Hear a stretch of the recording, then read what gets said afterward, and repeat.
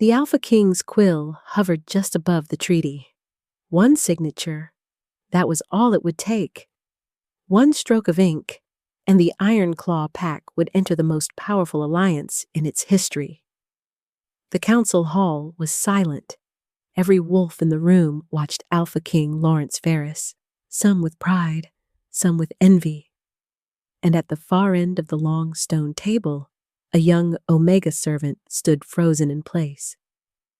Her name was Lynne. No one in that hall noticed her. No one important ever did.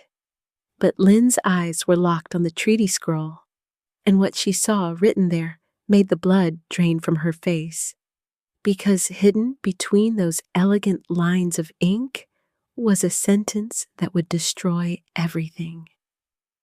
Her hands began to tremble. She knew she had only seconds. Interrupting the Alpha King during council was unthinkable. It could mean exile, or worse. But if Laurence Farris signed that treaty, he would lose his throne. So Lynne stepped forward, leaned close to the most powerful wolf in the territory, and whispered the one sentence that froze the entire pack.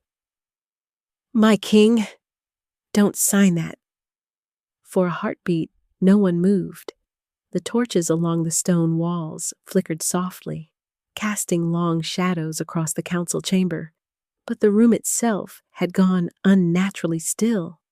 The Alpha King's quill remained suspended in the air, just above the treaty. Laurence Farris did not turn immediately. Perhaps he thought he had misheard. After all, the voice behind him was quiet, trembling, almost afraid of its own courage. And if there was one thing everyone inside the Ironclaw Council Hall understood, it was this: an Omega did not interrupt an Alpha King, not during council, not during ceremony, not when the future of the pack hung on the stroke of a pen. Slowly, Laurence lowered the quill. He turned his head just enough to glance over his shoulder. Standing there was a young woman wrapped in plain servant's clothing, her hands clenched tightly together, as if she were holding herself in place by force alone. Lynne. Most of the council barely recognized her. But Laurence noticed something the others had not. The fear in her eyes wasn't fear for herself. It was fear for him. And that was unusual. Because if Lynne was wrong, the punishment for what she had just done would be severe. But if she was right, the Alpha King looked back down at the treaty, and for the first time that evening, Laurence Farris hesitated. Now, to understand why that hesitation mattered so much, you have to understand what was written on that treaty scroll. For several long seconds, the council chamber remained frozen. No one spoke. No one even seemed to breathe, because everyone in that room understood exactly what Lynne had just interrupted. This wasn't simply a council meeting. This was the moment that was supposed to secure the future of the Ironclaw Pack. And the Ironclaw Pack was not just any territory.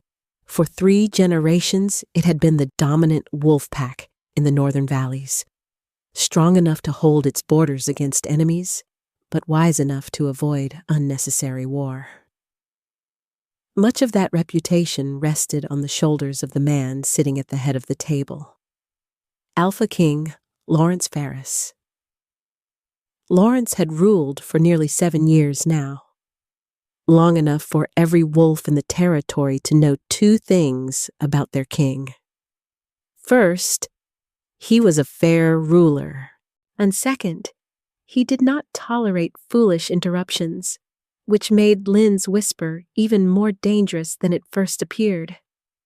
Because tonight's treaty was not simply a political agreement, it was an alliance with the neighboring Silvercrest Pack, a territory almost equal in strength to Ironclaw. For decades, the 2 packs had existed in uneasy competition, sometimes trading resources, sometimes fighting over borders. But this treaty promised something different: peace, shared hunting lands, and combined protection against the southern packs that had been growing stronger every year. That was why the council chamber was full tonight. Around the long stone table sat the most powerful wolves of the territory. Elders, commanders, advisors. And standing closest to the Alpha's right side was the man responsible for arranging the treaty itself, Beta Commander Victor Hale. Victor watched Lynne with a thin, controlled expression. Not surprised, not confused, just irritated. Which, if anyone had been paying close attention, might have been the first sign that something about this night was not unfolding the way it was supposed to. But most of the council wasn't thinking about Victor. They were thinking about the treaty. Because only moments earlier, the council scribe had stood and read the final line aloud, a line that was meant to mark the beginning of peace.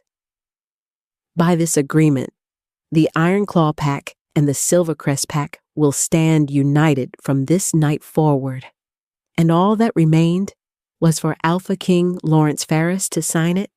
Now, before anyone in that council chamber decides whether Lynne was brave or foolish, you need to understand something about her. Because wolves like Lynne rarely appeared in stories about kings and treaties. Most members of the Ironclaw Pack barely noticed she existed, not because they were cruel, but because in every pack there were wolves who lived at the center of power, and wolves who lived quietly at its edges. Omegas belonged to the second group. They fetched water, prepared meals, cleaned halls after council meetings had ended. Their work kept the pack running smoothly, but their presence was rarely acknowledged. And Lynne had spent nearly her entire life inside that quiet invisibility. She had grown up in the lower quarter of Ironclaw territory, where the smaller houses leaned against the edge of the forest. Her mother worked long hours assisting the pack healers. Her father had disappeared when Lynne was still young, taken during one of the border skirmishes that used to flare up between Ironclaw and the neighboring territories. So Lynne learned early that survival meant something very simple. Stay quiet, work hard, and never attract the attention of wolves stronger than you. Which was why what she had just done in that council chamber felt so impossible. Because Lynne was not reckless. She was careful, thoughtful. The kind of person who noticed details other wolves ignored. And that quiet habit of observation had once earned her a temporary position in the pack archives. Months earlier, when one of the council scribes had fallen ill, Lynne had been assigned to help copy old legal records. Endless pages of treaties, agreements, formal documents written in careful, deliberate language. At the time, it had seemed like the dullest task imaginable. But those long hours had taught her something valuable. Ancient pack treaties were rarely as simple as they appeared. Sometimes the real meaning of a document was hidden in its wording. And earlier that evening, while preparing the council chamber for the ceremony, Lynne had seen something in the treaty scroll that reminded her of exactly that. Something subtle, something dangerous. And once she noticed it, she couldn't unsee it. The reason Lynne had risked everything that night began only a few hours earlier, when the council hall had still been empty. The long stone chamber was quiet then. No commanders, no elders, no Alpha Kings seated at the head of the table. Only the soft crackle of torchlight and the faint echo of Lynne's footsteps as she moved between the tables preparing the room for the ceremony. It was routine work she had done dozens of times before. Dust the council table, straighten the chairs, lay the treaty scroll exactly where the Alpha King would sit. Simple tasks, quiet tasks, the kind of work that allowed someone invisible to pass through the room without anyone ever remembering they had been there. But the treaty scroll itself was new. Fresh parchment, heavy wax seal. The official agreement between the Ironclaw Pack and the Silvercrest Pack. Lynne had not meant to read it. Servants were not expected to examine council documents. Most would have avoided even looking at the words. But as she smoothed the parchment flat against the stone table, a single line of text caught her attention. Short, precise, and strangely familiar. Lynne leaned closer, reading it again. The wording felt wrong. Not obvious wrong. Not the kind of mistake a normal wolf would notice. But months spent copying old treaties in the pack archives had trained her eyes to notice patterns in legal language. Ancient agreements were rarely straightforward. Sometimes the real purpose of a treaty hid inside a single, carefully written clause. A clause designed to sound harmless, until someone read it closely. Lynne read the sentence again, and this time the meaning revealed itself. Not peace, not alliance, control. The wording allowed for something called shared leadership provisions between the two packs. At first glance, it sounded cooperative, but the more Lynne studied the clause, the clearer the truth became. Once the treaty was signed, decision-making authority would slowly begin shifting between the two territories, meaning Ironclaw's Alpha would no longer stand alone, meaning that Alpha King Laurence Farris would gradually lose control of his own pack. A cold chill crept down Lynne's spine, because suddenly the ceremony planned for that night made terrifying sense. And standing there alone in the council chamber, Lynne realized something that made her hands begin to shake. If the Alpha King signed that treaty, everything the Ironclaw Pack had built could be taken away. And if she stayed silent, no one would stop it.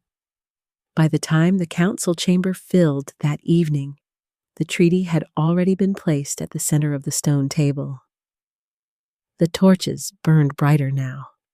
Their flames reflected across polished armor and dark cloaks as the most powerful wolves of the Ironclaw Pack gathered around the council hall. Voices carried easily across the chamber. Low conversations, confident laughter. The mood among the pack leaders was almost celebratory. For years, the Ironclaw Pack and the neighboring Silvercrest Pack had lived in an uneasy balance, sometimes allies, sometimes rivals, but tonight promised something different. Peace, shared hunting lands, a future where neither territory would have to fear war at its borders. At the head of the long table, Alpha King Laurence Farris sat calmly, listening as the council scribe finished reading the final terms of the treaty. The parchment lay open before him. The wax seals gleamed in the torchlight. All that remained was a signature. Across the chamber, Lynne stood near the wall where servants usually waited to refill cups or replace torches. Except tonight, she wasn't watching the council. She was watching the treaty. Her heart pounded so loudly she was sure someone nearby would hear it. Every instinct told her to stay still, stay quiet, do what Omegas had always done. Let the powerful wolves make their decisions. But every time her eyes drifted back to the parchment, that sentence burned itself into her mind again. The clause, the trap hidden inside the treaty's elegant language. If Laurence Farris signed that document, he would hand away control of his own pack. Lynne swallowed hard. Her hands trembled. Because interrupting the Alpha King during council was not just disrespectful, it was dangerous. But remaining silent suddenly felt worse. Slowly, before her courage could fail, Lynne stepped away from the wall. One step, then another. The sound of her footsteps was almost lost beneath the murmur of the council. No one noticed her approach. Not the elders, not the commanders, not even Victor Hale, the beta standing beside the Alpha's chair. Laurence lifted the quill. The council quieted. Ink hovered just above the parchment, and in that final moment, Lynne leaned close enough for only one wolf to hear her voice. Her whisper was barely more than breath. "My king." "Don't sign that." For a heartbeat, the entire hall froze. For a moment after Lynne's whisper, the council chamber remained perfectly still. The kind of stillness that falls over a room when no one is quite certain they heard something correctly. Alpha King Laurence Farris did not move. The quill remained poised above the parchment, but the wolves seated around the table were already beginning to react. First came the murmurs, confused voices passing quietly between the elders. Then the disbelief, heads turning, eyes searching the chamber for whoever had dared to interrupt the signing. And then someone noticed Lynne standing beside the Alpha's chair. The reaction was immediate. "What is she doing here?" A commander leaned forward, his expression twisted in confusion. "A servant approached the council table?" Another voice rose sharply. "That Omega just spoke to the Alpha King." The murmurs quickly grew louder. Disapproval rippled through the chamber like a sudden storm. Among all the reactions, however, one voice cut through the room more sharply than the rest. Beta Commander Victor Hale. Victor stepped forward beside the Alpha's chair, his expression darkening as he looked down at Lynne. "What is the meaning of this?" he demanded coldly. His gaze moved briefly toward the guards stationed near the doors. Two armored wolves immediately began moving toward the table. Lynne felt the sudden shift in the room like a physical weight pressing against her chest. Now that the words had left her mouth, the courage that had pushed her forward seemed to drain away just as quickly. The council's anger was building fast. Some wolves were laughing. Others were shaking their heads in disbelief. "A servant thinks she understands council business? Has the pack truly fallen so low that Omegas interrupt treaties now?" The guards were only a few steps away now. One reached for Lynne's arm. And for a moment, it seemed certain that the entire situation would end there. With Lynne dragged out of the chamber before anyone even heard her explanation. But before the guard's hand could close around her sleeve, a calm voice stopped the room. "Enough." It wasn't loud. It didn't need to be. Every wolf in the chamber fell silent the instant Alpha King Laurence Farris spoke. Slowly, Laurence lowered the quill to the table. Then he turned his head and looked directly at the trembling Omega beside him. There was no anger in his expression, only a quiet, measured curiosity. For several long seconds he studied her face. Then the Alpha King finally spoke. "Explain yourself." For a moment after the Alpha King's command, Lynne could not speak. Every eye in the chamber had turned toward her. Elders, commanders, advisors. Some stared with disbelief, others with open irritation, and a few with thin smiles that suggested they were already enjoying what they believed would be a very short explanation. Lynne swallowed hard. Her throat felt dry, but the Alpha King was still watching her, waiting. So she forced the words out. "My king," she began quietly, her voice shaking despite her effort to steady it. "The treaty, it isn't what it appears to be." A ripple of laughter spread around the council table. One of the older commanders leaned back in his chair. "And how?" he asked mockingly. Would a servant possibly know that? More laughter followed. Lynne felt heat rush into her face, but she pushed forward. There's a clause, she said quickly, hidden inside the language about shared leadership. That drew a few curious glances. But most of the council simply looked amused. Victor Hale's expression hardened. What you are suggesting, the beta said sharply, is that the council failed to read a document that has been examined by our advisors for weeks. His tone carried the quiet threat of someone who did not appreciate being challenged. Lynne shook her head quickly. I'm not saying that, she said. I only meant... You meant to interrupt the Alpha King during a formal treaty signing, Victor cut in. And now you expect this council to believe that you, an Omega servant, have discovered a flaw that trained negotiators somehow missed? A few wolves chuckled again. Someone muttered something about attention-seeking servants. Another voice called out from the far end of the table. Perhaps she hopes to delay the alliance. Spoil the treaty before it's signed. The words hit Lynne like stones. Sabotage. The accusation hung heavy in the air. Fear twisted in her stomach, but she forced herself to look back at the Alpha King, because the truth mattered more than her fear. My king, she said again, her voice steadier this time. If you sign that treaty... She hesitated only a second, then she spoke the warning she had come to give. Please, don't sign it. The chamber fell quiet again after Lynne's warning, not the mocking laughter from before. This silence was sharper, more curious, because despite the council's amusement, Alpha King Laurence Farris had not dismissed her. He studied Lynne carefully, not like a ruler judging a servant, more like a man trying to solve a puzzle. You speak with a great deal of certainty, Laurence said at last. His voice was calm, but it carried easily across the chamber. If this treaty truly hides the danger you claim...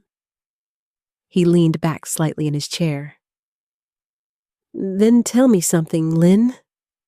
The Alpha King's eyes held hers steadily. How would you know? The question landed like a stone dropped into still water. Murmurs spread around the table. Yes, that was the real problem. Because nothing Lynne had said so far explained how an Omega servant could possibly recognize flaws in a council treaty. For a moment, Lynne hesitated. She understood the danger of the truth. But there was no other answer she could give. My king, she said quietly. Months ago, one of the archive scribes fell ill. Laurence's brow lifted slightly. So the council asked for help copying documents. She continued. I was assigned to assist for a time. A few wolves shifted in their chairs. The archives held decades of council records, treaties, laws, agreements with other territories. I spent weeks copying old treaties, Lynne explained, reading the same clauses again and again. And somewhere in that long, dull work, she had begun to understand how carefully written language could hide enormous consequences. So, when I saw the wording in tonight's treaty, Lynne finished softly. I recognized the pattern. For a heartbeat, the council said nothing. Then Victor Hale laughed. It was not a warm sound. Do you hear this? The beta asked the room. This servant admits she has been reading council documents. The atmosphere shifted instantly. Several elders leaned forward. Unauthorized access to the archives? One muttered, That is forbidden. Victor's eyes gleamed with sudden satisfaction. You claim to protect the Alpha King, he said coldly to Lynne. But what you have truly confessed. His voice hardened. Is that you have been spying on the council. The word spread through the chamber like wildfire. Spying, a violation of sacred pack law. Victor straightened slowly beside the Alpha's chair. Then he delivered the accusation with quiet authority. This Omega has broken the pack's most sacred law. Victor's accusation lingered in the air like smoke. Spying. The word echoed through the council chamber, drawing sharp murmurs from the elders seated around the table. Several commanders were already shaking their heads. A servant reading council documents without permission was a serious offense. In most packs, the punishment would be swift. But the Alpha King had not spoken yet. Laurence Farris remained seated at the head of the table, his gaze drifting slowly from Lynne back to the treaty scroll resting before him. The parchment lay open exactly where the scribe had placed it. The ink was fresh, the language precise. And now, because of Lynne's warning, Laurence read it again, carefully. The council seemed to sense the shift immediately. "My king," one of the elders said cautiously, "this treaty has already been reviewed by every advisor in this chamber." Another voice followed. "The alliance with Silvercrest will strengthen both territories." Victor Hale stepped forward beside the Alpha's chair once more. "The council has prepared this agreement for weeks," he added firmly. "There is no reason for delay." But Laurence did not answer. His eyes remained on the parchment. The chamber grew quiet again as the Alpha King read the lines for himself, and somewhere inside the careful language of the treaty, something did feel wrong. Slowly, Laurence set the quill down on the table. When he finally looked up, every wolf in the room was watching him. Then the Alpha King spoke. "The signing is postponed." Gasps rippled through the council hall. For a moment after the Alpha King's decision, the council chamber sat in stunned silence. Postponed. The word alone seemed impossible. Then the reaction came. Not quiet murmurs this time. Outrage. Several elders rose from their seats at once. "Postponed," one demanded sharply. "On the word of a servant?" Another voice followed, louder. "My king, this treaty represents months of negotiation!" The chamber quickly filled with angry voices, but none of them spoke more forcefully than Victor Hale. The beta stepped forward, his expression dark with controlled fury. "If the signing is delayed because of this accusation," Victor said coldly, "then the one who made it must answer for her actions." His gaze shifted toward the guards stationed near the doors. "Caesar." The command was immediate. 2 armored wolves stepped forward and grabbed Lynne before she could react. Her hands were pulled behind her as the guards began dragging her away from the council table. Gasps rippled through the chamber. Some wolves looked satisfied, others uneasy. But no one stepped forward to stop it. No one except the Alpha King, who did nothing. Laurence Farris remained seated.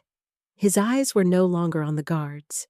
They were fixed on the treaty scroll lying open before him. And for the first time in years, Alpha King Laurence Farris wondered if the lowest member of his pack had just saved his life.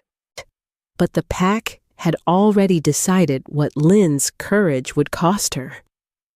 Because before the night was over, the council would turn the entire pack against the Omega who tried to warn them. If you want to see what happens next, stay with the story. Because what the Alpha King discovers about that treaty will change everything.